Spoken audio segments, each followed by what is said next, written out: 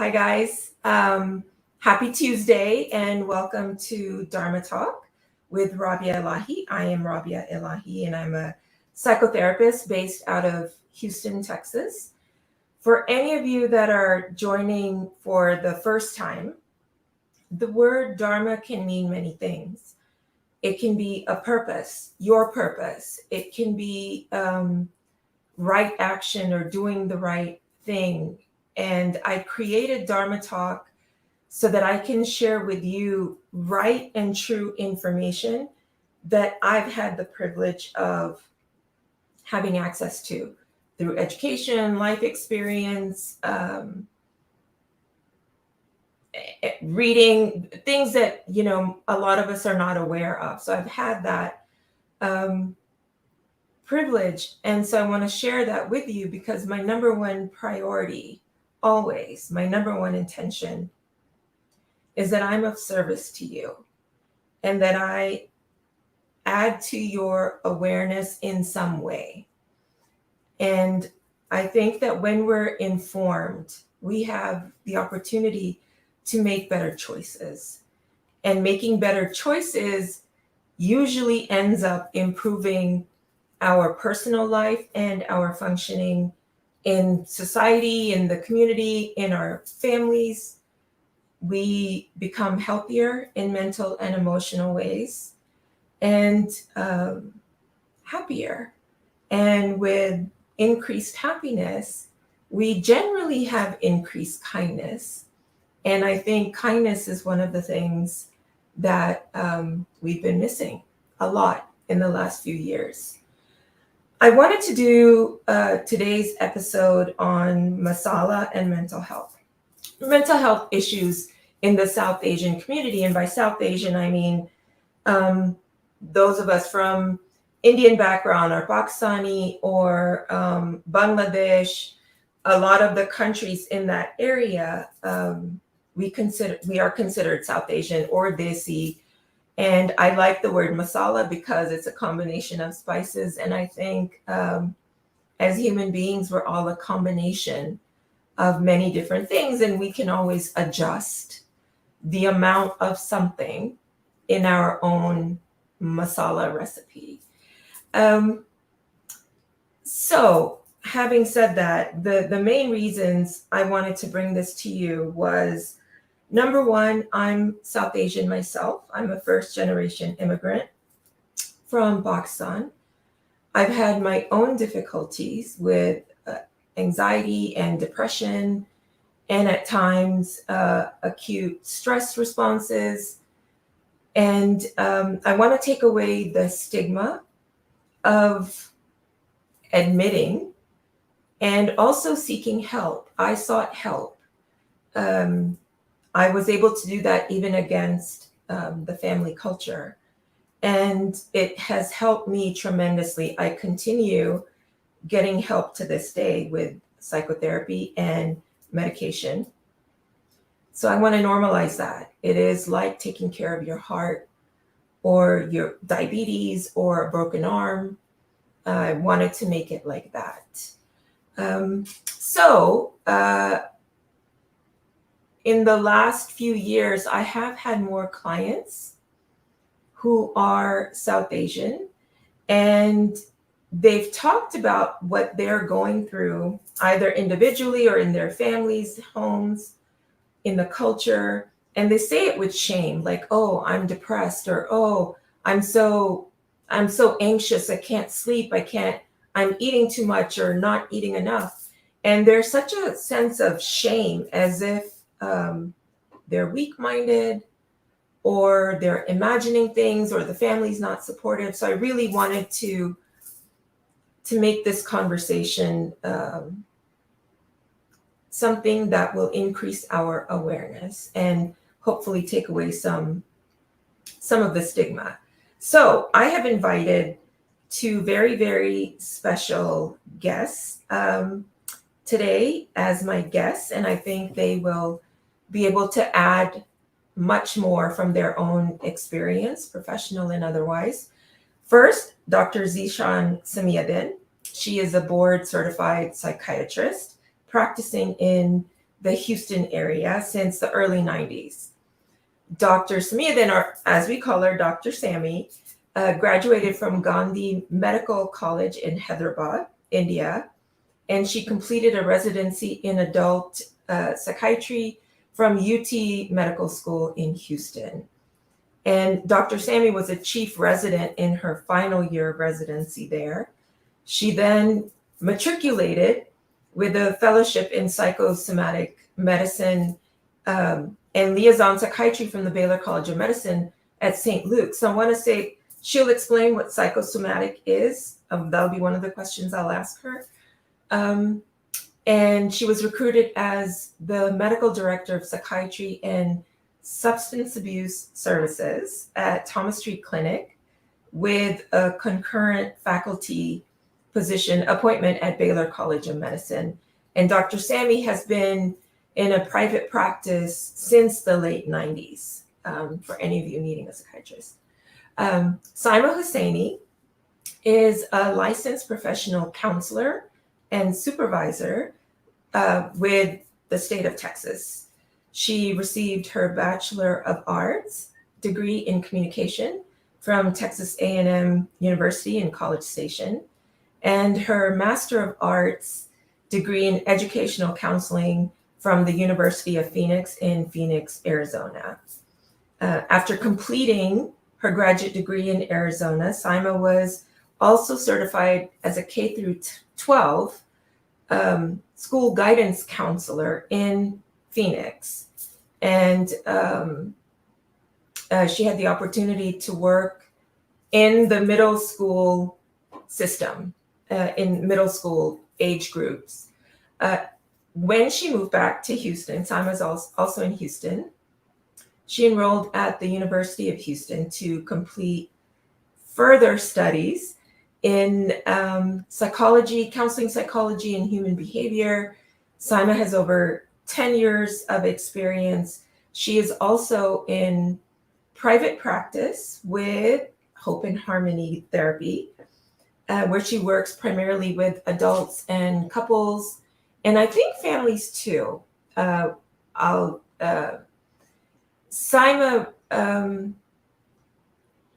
main aim is to encourage her clients to find or rediscover their sense of mental well-being and balance. So, having said all that, my two distinguished guests, I welcome Dr. Sammy and Saima.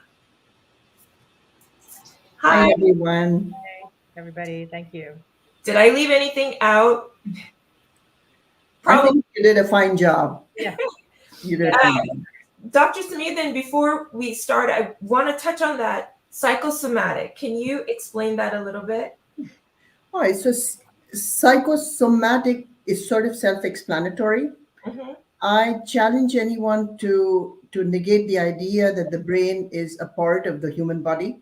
Yeah. So the brain sort of works in mysterious ways, and since it controls various functions of the body, pretty much most illnesses can be linked to the brain and behavior. Okay. So much of the so-called medical illnesses may have a psychological component to them. Mm-hmm. For instance, say diabetes is a behavioral illness. It is caused with poor diet, poor nutrition, weight gain. All of these issues are controlled by the brain. Yes. So that is where the interplay between medical illness and psychological well-being sort of come into play. And that was where I got my professional training in my fellowship. So what you're saying is that stress, anxiety, the way we behave, the decisions we make in our behavior can be almost directly linked to many illnesses, physical illnesses. You got it. We don't normally connect. Yes. Okay. All right. So then what do you guys see in your practice? I know, Dr. Sammy, you do psychiatry, and Saima, you're doing a lot of psychotherapy. I'm just curious what you see in your clients who are of South Asian origin? I'm going to let Saima go first. Thank you. Well, I see, I'm glad to see actually, and like you said, in the last few years, a lot more people from the South Asian community coming forward and seeking out this help. There's a high need for it, and there's a lot of stigma attached to seeking out psychiatric, psychological assistance and treatment because there's that stigma of what are people going to say? What is my family going to say? A lot of mental illness, things like depression, anxiety are seen as, it's all in your head. You can get over this. Sometimes religion plays a part in it. You pray and you'll be better. And so these are the narratives that people have been struggling with over many, many years. And so now there is more of an awareness and willingness to come forward and seek out professional treatment. So it's good that they are coming forward. Agreed. Yeah. The stigma is sort of like a many-headed hydra. Hmm. So there is the very personal stigma, which is a self-stigma, where they internalize the shame that is brought about being weak or not being spiritual enough, or it's a punishment from God, or it's a sign of personal weakness. Mm. Going on to public stigma, where there's a discrimination against folks who are diagnosed with a psychiatric illness. Um, Even in my own profession, whenever we are asked to renew our license, our medical license, there's a question not about are you diabetic, do you have hypertension, but have you been diagnosed with a psychiatric disorder? So there's the stigma that goes on with that, and then there's the institutional stigma, which is governmental policies that really discriminate against people who have psychiatric disorders, and there's a systemic kind of hill that many of our patients have to climb. Right. Um, Even with mental health treatment, up until recently, it wasn't covered with insurance. Yeah. But now it is recognized, and it's covered. Treatment is covered for mental well-being. Which is great because to make it more accessible, Right. And on the other side of that, Saima, I've also heard clients saying, I don't want to use my insurance because of the institutional stigma of having a diagnosis. So try to find the most benign, because maybe it affects someone's job, and they should still have access to healthcare. Right. Do you see something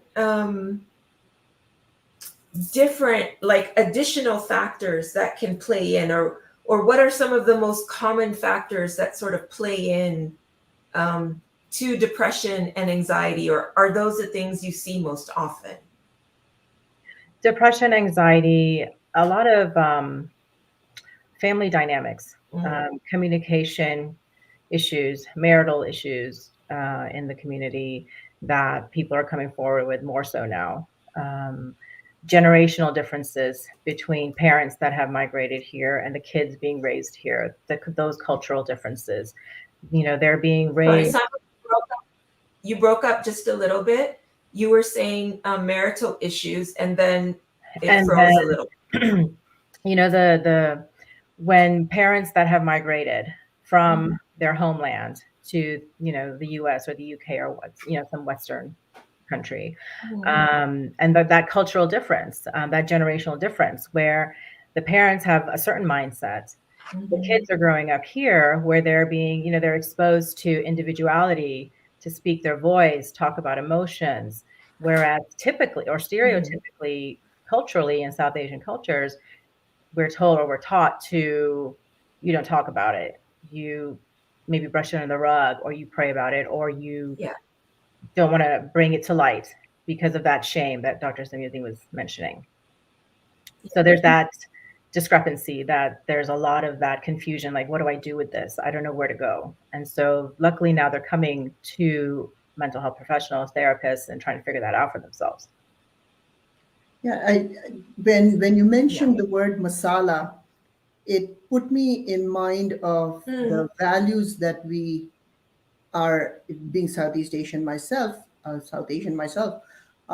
the values that we are supposed to serve are what I call the three C's. You know, conformity, cohesion, cooperation. Emotional resilience, avoiding shame. Um, and that's sort of the masala that we're given, where all of these sort of things come together, these values come together, as opposed to, say, French cooking, where each individual spice must stand on its own. So it's sort of like the values of South Asia versus the West. I'll use that for where individualism and self-determination and making sure that you follow your own path rather than conform to what the family's expectations are of you. And that's where a lot of clash comes along. And I absolutely agree with Saima that intergenerational conflict and values of respect.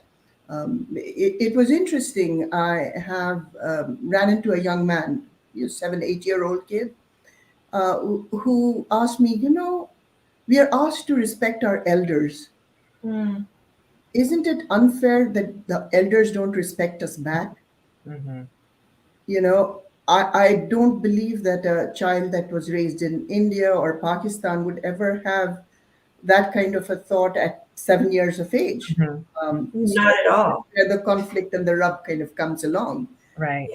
And mental illness is, mental issues really arise out of that kind of conflict.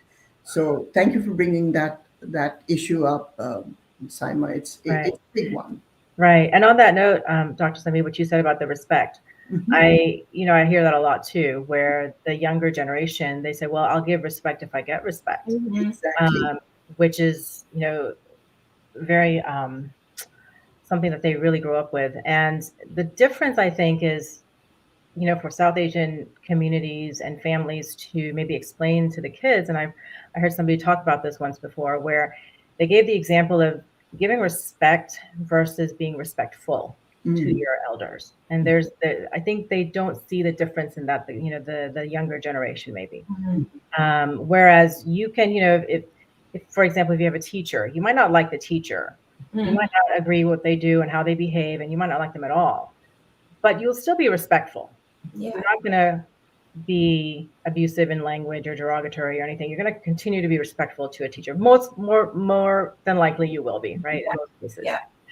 So in the same context, I guess, trying to help them understand that there's a difference between wanting to be respected and then giving respect, and versus respectful to an elder, which is so much, an important component of South Asian culture, is respect for elders. Yeah, but it's a beautiful way of putting it. I hadn't thought of that. I love that. And I think the vocabulary is sort of developing. I don't know whether there are equivalent words in Urdu or Hindi for anxiety. Parishani, jhanjat, diqqat. They don't really cover bechani. Those we haven't developed that kind of vocabulary. The sense of honor, izzat, lajja in Hindi, sense of shame. These are all supposed to be good values, but really they tend to get the problem swept under the carpet. Just you have to in the family honor, and silence equals death, as my AIDS activists would say. Yes.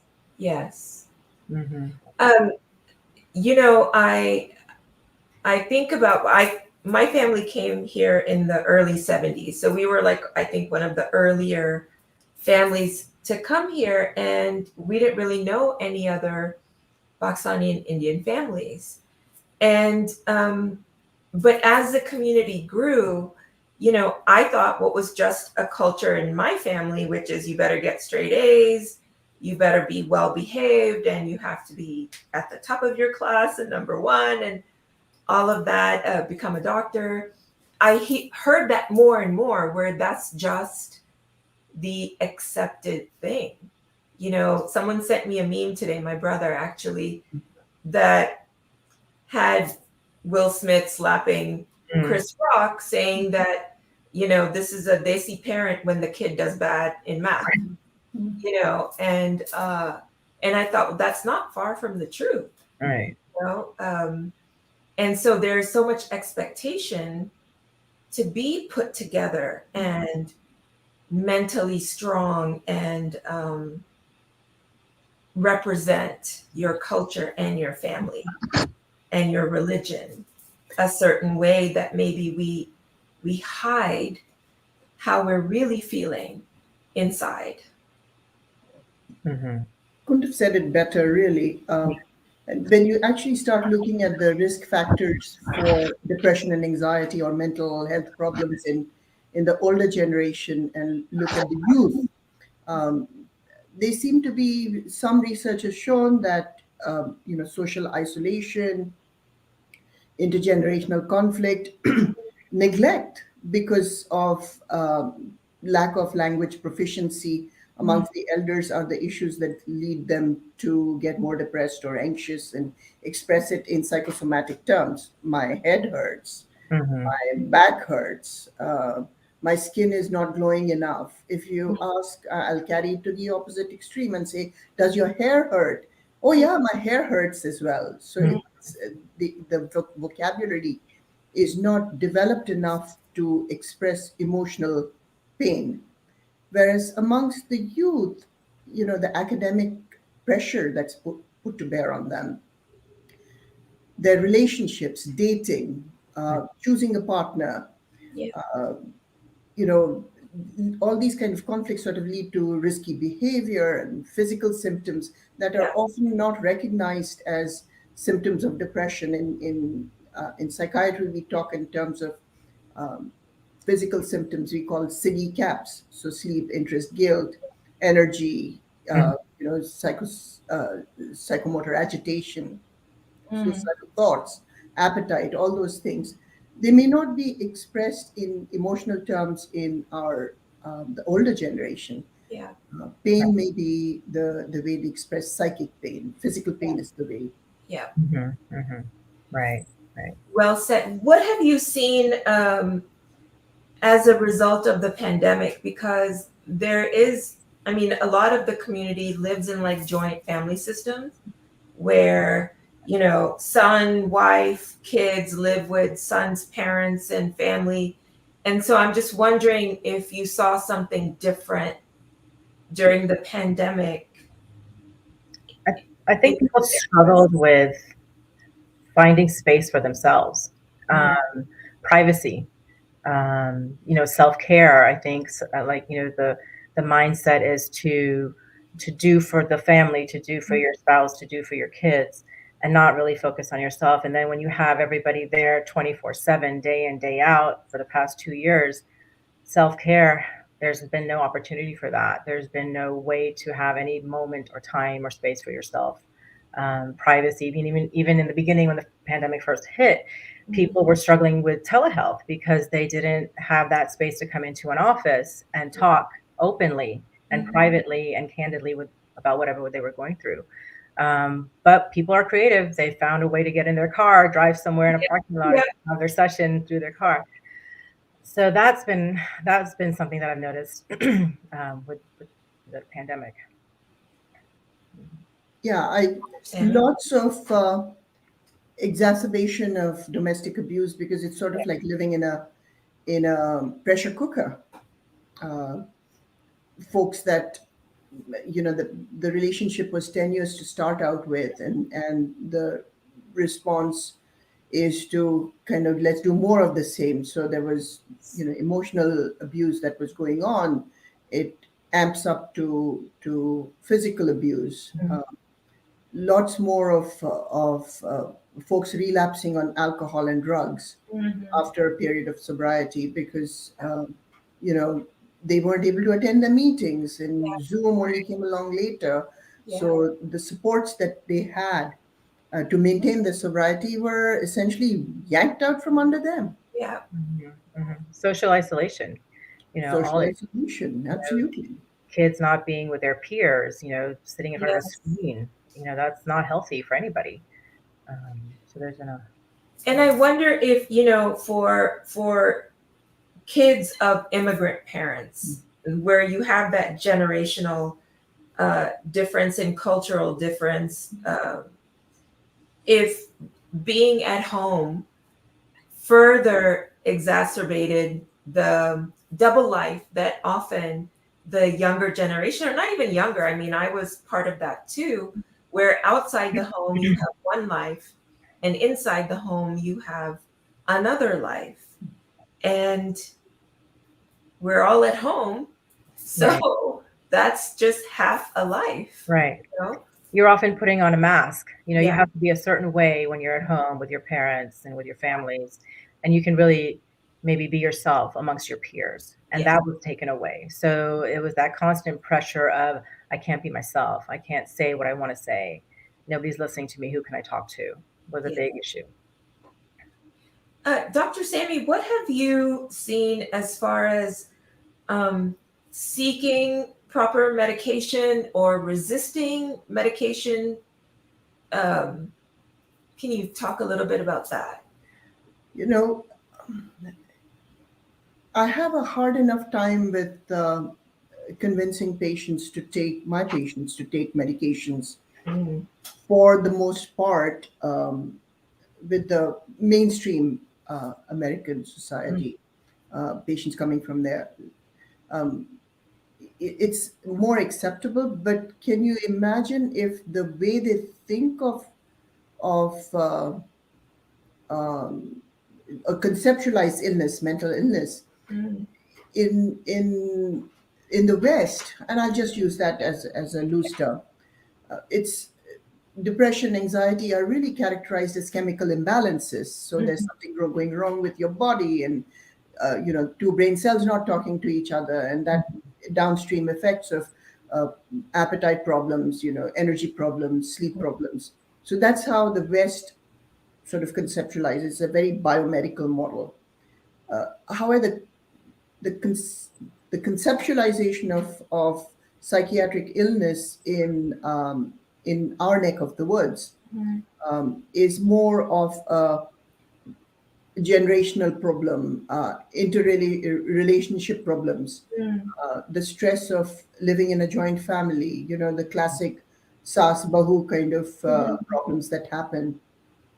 So it's so that's the first issue. The other issue is before I advise medications, I'm being asked, when do I stop these medicines? mhm. So Right. I've had this course for a month, and you can go for um, take say fluoxetine for at 20 milligrams for 2 weeks, and you want to get better. Well, Mhm. that's the best part of where you're going to have side effects. Yeah. The Right. actual benefit of fluoxetine may not accrue until 6 weeks later, maybe 12 weeks later. Mhm. And that's with playing around with the dosages and the timing of the medicine, and making sure that um, there are other issues there, whether they are drinking or they're Mm. using drugs or they're taking over the counter medicines. Yeah. So it's a little bit of a struggle, but once uh, patients kind of buy into that idea, um, then it's relative smooth sailing. Mm. It's important to remember that studies have shown that the rate of adherence to medications at 6 months is about 50%. Okay. So people stop their medications, half the time, Yeah. and then they may do well for a while, Yeah. but then here it comes again, and then they have to get started again. So that it takes a little bit of effort to get people on the meds and get them to stay on the meds. And then do you also find that they're looking for sometimes only medication to fix the problem? They don't, there's it has to be, as we know, a combination of therapy along with medication. The medication to help stabilize, get them to a certain point, and then ongoing treatment, talk therapy, talking through some of the things, identifying their thought processes and understanding what are they thinking and perceiving, and how is it distorted in some way, and how can we make it more balanced for them. You're really So feeding me good lines, Saima. So I often tell my patients that the medicines will help control the symptoms, but it won't give you the how-tos. Yeah. How do I deal with this problem? How do I make the choice that's best for me? Mhm. And that's why, folks like Rabia and you have my undying respect, because the medicine part of it um, is the relatively easy part. It's being able to establish that collaborative relationship with me and with you guys, Mhm. um, that will really get the patient to do better. Yeah. You cannot expect medications to do everything. Right, right. It has to be, and in psychiatry, and I'm sure you all think of the biopsychosocial model. With Mhm. our population, the South Asian population, I think I like to conceptualize it as a biopsycho-spiritual model, Yeah. Hmm. Yeah. because that part is very important as well. So you're doing this, but go ahead and do your prayers, Yeah. offer up Right. your supplications to God, Hmm. healthy eating, Mm. exercise, diet, all that kind of stuff really kind of comes in. Hmm. I agree. I think the spiritual aspect for the South Asian community is such a factor, and I mean, who doesn't want one thing to just fix everything? I mean, I Right. would love that, but it's the combination of uh, choices and behaviors and support and self uh, uh, taking action, like it doesn't just happen in a passive way. So I'll have people, I'm sure, Simon, you've heard this too, like, oh, well, how long is therapy going to take? Right. Right. Or, okay, well, I've had 2 sessions, I'm Yeah. good now. Or Right. fix me is the other one. I'm like, okay, do you go to a trainer Hmm. once and don't do anything Right. until you see them again? Or do you follow some sort of a plan? Hmm. Hmm. Because that's when the trainer is effective. Exactly. You still have to do the stuff on your Right. own. And Right. I think we may not think of therapy that way, you know. Uh, Yeah. I think, please go on. No, I was going to say that I try to explain that they come to us to build a toolbox, yeah. and we offer them the tools, and they add to that toolbox different skills and techniques to manage conflict, anger, emotion, whatever it is that they're struggling with, and then apply those tools as the situation arises. So it's for us to help them build their own toolbox, not for us to do it for them, because that's not our job. Yeah. But they also want that. Can you fix me? What do you want to Basically. do? Yeah. I think there's multiple metaphors that we use, because therapy is such an abstract way of thinking, that you've got to make it kind of real and concrete. And the metaphor that I use is, your therapist is going to be the person that's holding the lamp, but Mhm. you'll have to do the walking, and you will have to make the choices whether you go Yeah. left or right when there's a fork in the road. Mhm. So, oddly enough, I've had instances where the concept of therapy has not really been grasped. So, um, and let me go into an anecdote. This is my Yeah. anecdotal experience about this lady who came in. She was in her 40s. She and her husband were having issues, because she was very depressed and he was stressed because he was unemployed, and mom was living with them and a sister was living with them, and there were all kinds of pressures there. So she said her piece, and he said his piece, and she says, "Dr. Saab, ab aap insaf kijiye.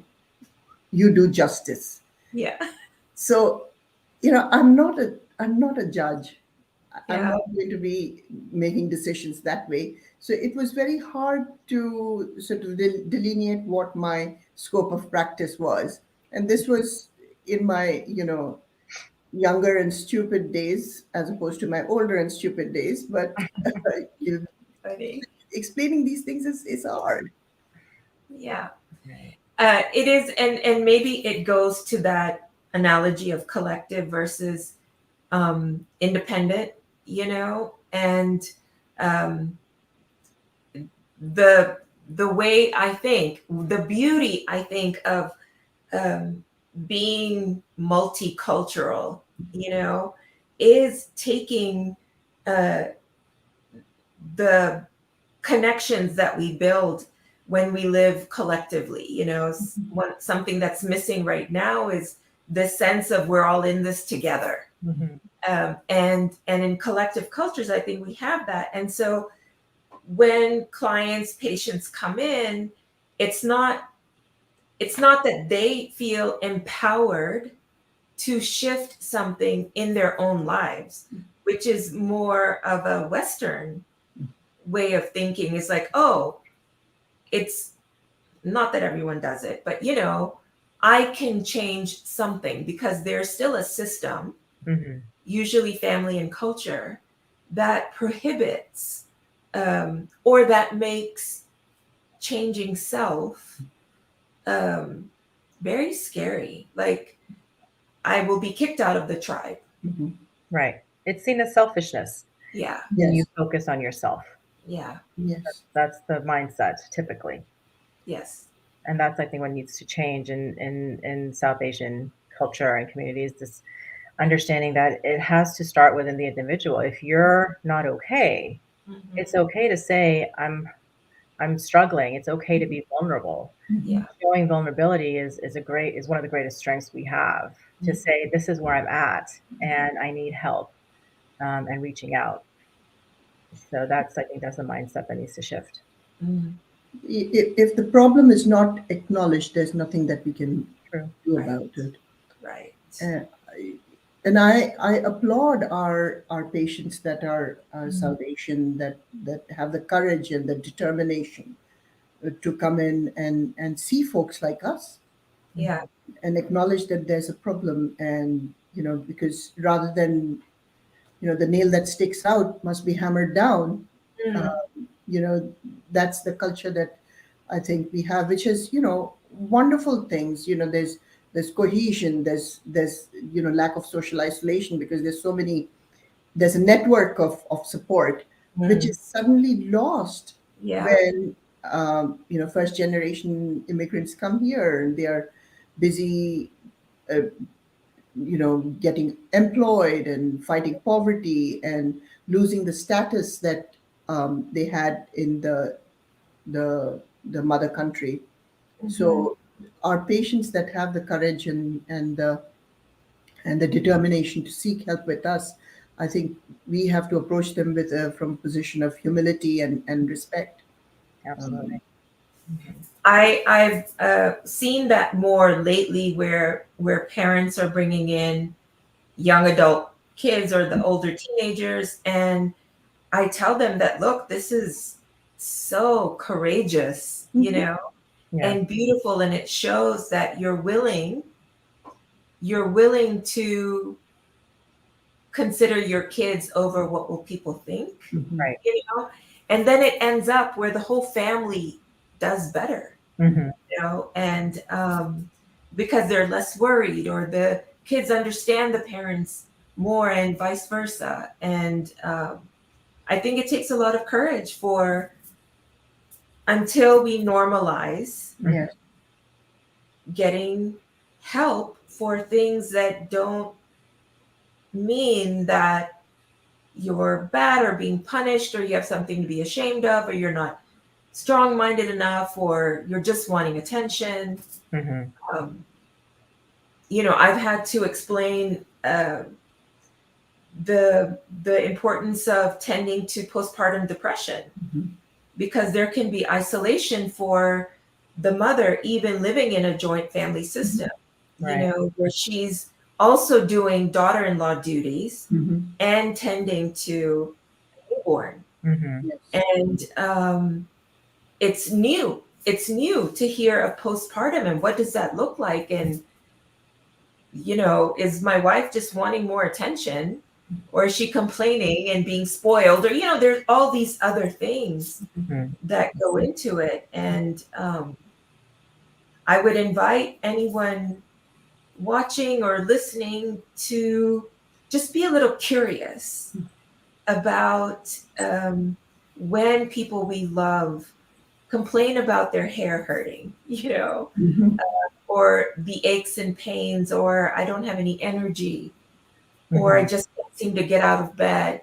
You know, I'm not sure. I must be getting sick, Right. you know, which may be the truth as well.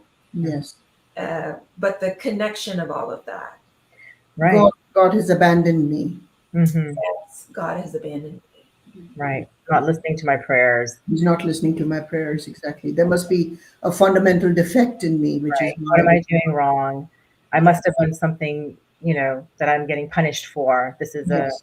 a punishment that I'm suffering through right now. And so there's a lot of self-blame. I deserve this. Did I do something Yes. wrong? So What have I done in a previous life? You know, I actually went through that pretty severely myself when I was having my miscarriages, because the default thought was, oh, God is punishing me, right. you know, or he's abandoned me, he's forsaken me, you know, because I'm not this enough or that enough.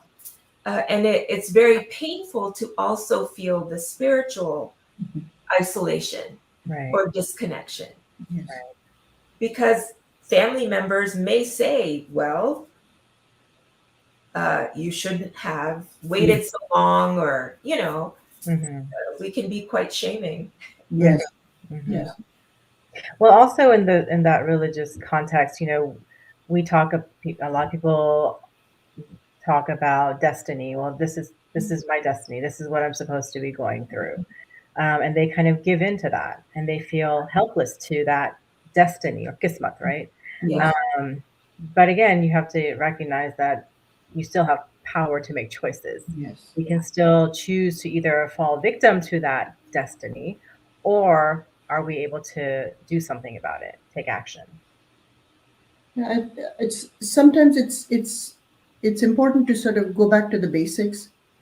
And I've quoted often that of the 99 attributes of God in our faith tradition in Islam, most of the attributes are benevolent, kind, Right. someone who's compassionate.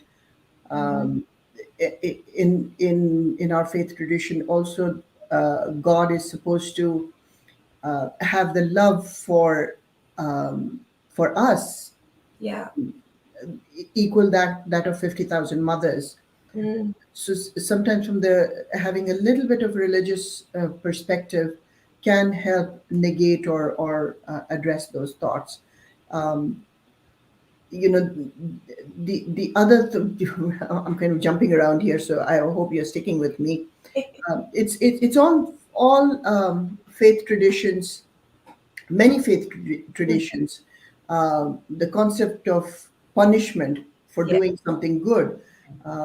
In the Mahabharata, there are examples of that with Karna and Purushottam, and there's another, and the um, the Spartans and their let me not wince at all. You know, I will tolerate all the pain.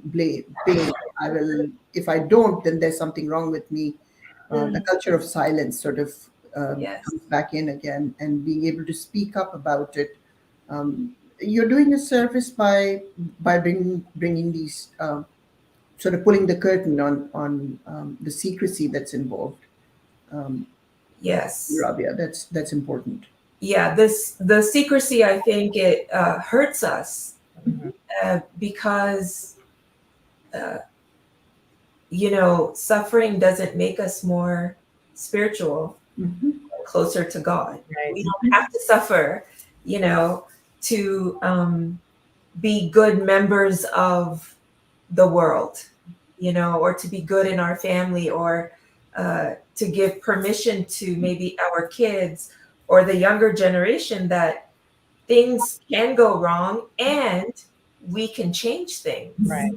We often can't do it by ourselves, Mhm. and that's okay. It's not it's actually quite a sign of strength Mhm. to ask for help, Yes. Yeah. you know. Dr. Sammy, what have you heard? Because I hear this a lot, especially about antidepressants. Mhm. I shouldn't have to take a happy pill Mhm. to feel better. Oh, I'm going to get addicted, Mhm. or, I mean, outside of what will people think, Mhm. or I can't tell anyone. What kind of explanation do you give to those kinds of sort of self-defeating beliefs? Yeah. So essentially, one of the things that I talk about is antidepressants are not going to be like antibiotics. Mm. They are probably going to be more like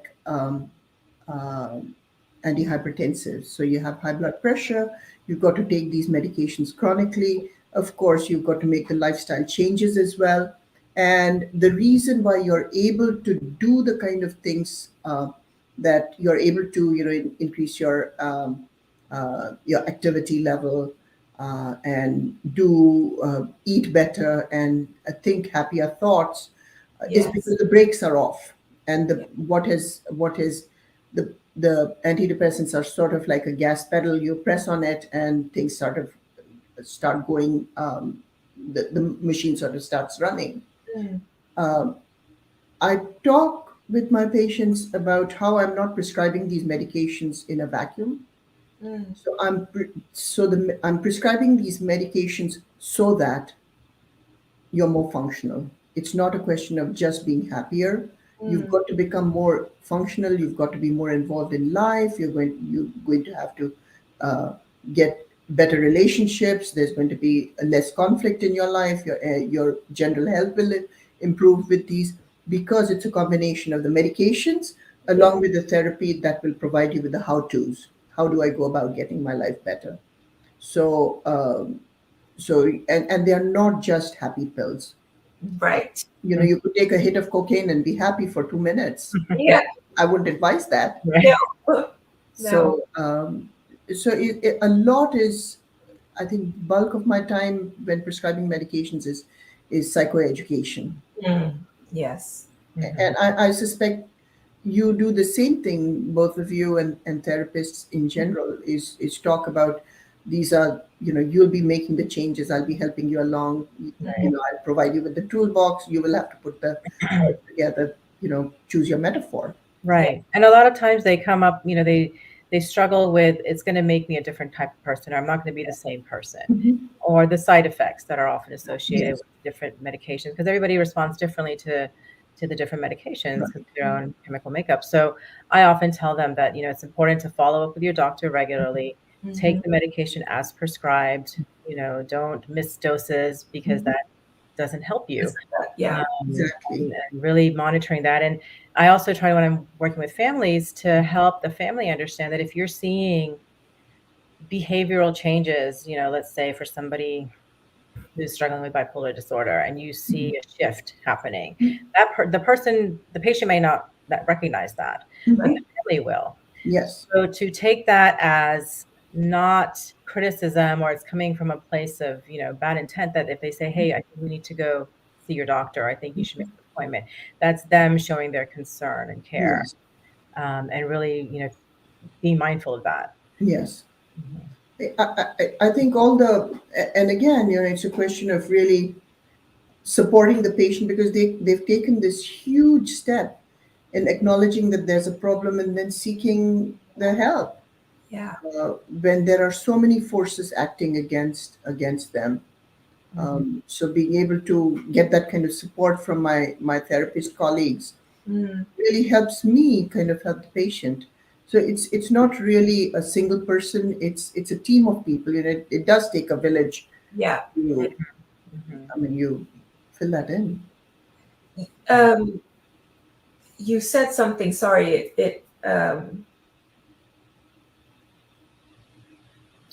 it'll come back to me. Mhm. It takes a village. Oh, yes. Um, about when someone complains to a family member that I don't feel good, Mhm. you know, the judgment or the shame that parents might feel if their child or adult child, what have I done wrong? Mhm. Thing, and maybe sweep things under the rug, where really you've done something right if your kid is coming to you Right. and expressing themselves, Mhm. you know? It requires a change in mindset Yes. Yeah. Yeah. where Right. where asking for help is is regarded as a sign of strength rather Yeah. than, oh, see how weak I am. Yes. Mhm. Mhm.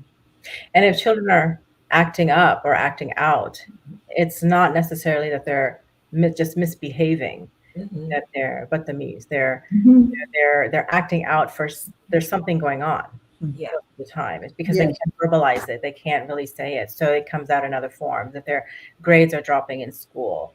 If they're, things, or there's other social issues going on in school. Mhm. So those are all indicators. And I think, in the South Asian community, as in all, all parents should recognize those things. Like if you're seeing changes, negative behavioral changes in your child, there's something going on beneath that, most likely. And I think one of the things that might be helpful to convey to the parents is, your children are not really a reflection of you.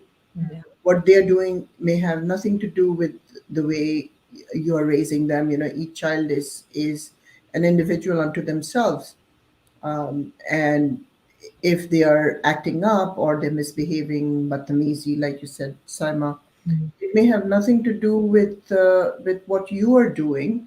Um, you know, it may have something to do with being bullied at school, for instance, and that's why Yeah. the child feels safe enough to let go and act out at home Right. because they can't do that at school. Mhm. Mhm. You know, Correct. the bulk of our work is done in reframing things, right? Mhm. Yes. Yeah. I do, and we only have a few minutes left, and maybe this will be a part two or a continuation, because I really do want to talk about the increase in drug use in the South Asian community. I've seen much more Yeah. of that, especially with weed, marijuana, and I'd like to talk a little bit more about um, suicide being sort of culturally okay. Um, and I say that because I grew up with Bollywood films where if he didn't marry you, you would kill yourself, and it wasn't seen. And maybe signs that families can look out for, because I do think suicide amongst South Asians has increased. The latest stats that I read, especially amongst women, South Asian females. So I'm planting some seeds for further discussions. But quickly, can either of you comment or say anything about that? Either of those particular things? I think I've seen that there's a lot of pressure, as South Asians, there's a stereotype of being smart, being successful, doing well, finding your field and, running with it. And when you don't meet those expectations that are there of the family, of society, then you feel like a failure. Like I didn't get there. I didn't meet those standards. Not good enough. Yeah. And that might be contributing to some of those higher rates, that pressure, that inability to achieve those expectations. Yes. Yes. And not, again, the the circle of silence. Mm. Mhm. Um, something that the shame of not doing well enough, to Hmm. where the pain is so great that you want out, and even if it means that you kill yourself or you end your life to avoid that shame or deal with that pain, then that's a more preferable option. Right. The whole model minority kind of thing that we sort of, you know, expected to conform to. Yes. So if you're not a doctor, well, then you're a failure. The black and white kind of thinking that, you guys do so much CBT Mm. with that, it's an either I'm a successful financial planner, Mhm. or um, I'm a total failure and don't deserve to be alive. Yeah, yeah. There's a lot of that pressure to represent, to please, Mhm. elders. I think until my dad passed, he still didn't know exactly what I did Mm. for a living. Like, oh, she talks. He couldn't really explain, Right. what therapy was, Right. and And some of the benefits. career success, financial success is one thing, but also, if you fail at your marriage, Mm. uh, Yeah, there's a huge stigma still. yeah, It's changing, but there's still in a lot of families a big sense of shame if you don't have a successful marriage and you want out, and divorce is not an option. yeah. Unfortunately, the other option is, the latter to end your life. So that Mhm. has to be part of what's going on. Yeah, Yes, yes. agreed. Yeah. So, if there is one message that you want to make sure anyone watching, uh, one message that you think, okay, I've got to let them know this, what would that be? Stand up, speak up, defeat shame, get the help that you need. Even if you think you don't need it, get Yeah, assessed. Right. And not to be too concerned about what everybody is going to say, you yeah, know, be concerned about what you can share with everybody so that they don't feel alone and that you're not the only one suffering. It's okay to talk about it. so maybe then for Muslims, they're practicing some of the qualities we give to God, kindness and compassion and Mhm. um, unconditional love. Mhm. For me, I think secrecy, um, what both of you are saying, is speak up, and that it's not shameful to not feel okay or not be okay. It's not shameful to go through life, and you're not sailing through, a Mhm. breeze. Right. It's okay to be not be okay. Right. It's okay to not be okay. Yeah. Exactly. Yeah. Mhm. Right. So I want to thank you guys from the bottom of my heart. This is such a topic so close to my heart, and I couldn't think of two better people to bring your wisdom uh, to this conversation. Anything else you want to say before we close? It's been an honor. Thank you very much for having me. I really enjoyed this discussion. It Yeah. was illuminating, and I hope it was helpful Right. for those of our folks that are struggling. Right. Yes. So needed in our community. And I'm really glad you have this platform. We have this platform, and there's so many of us from the South Asian community as therapists, as psychiatrists who are there to help people from our community because we understand the culture. We can understand the religious aspects of it. Mhm. So there's that familiarity that they Yeah. can feel comfortable and safe with us. Beautiful. Mhm. Well, thank you both. And to those of you watching, I want to let you know that none of us does this life thing alone. We are interdependent and we are all connected. And your feelings and your life and your thoughts, they all matter because you are a gift, you are a miracle just to be here. So I thank you guys for watching. I thank you, Saima, Dr. Sammy, And I'll see you guys next time. Thank you, Rabia.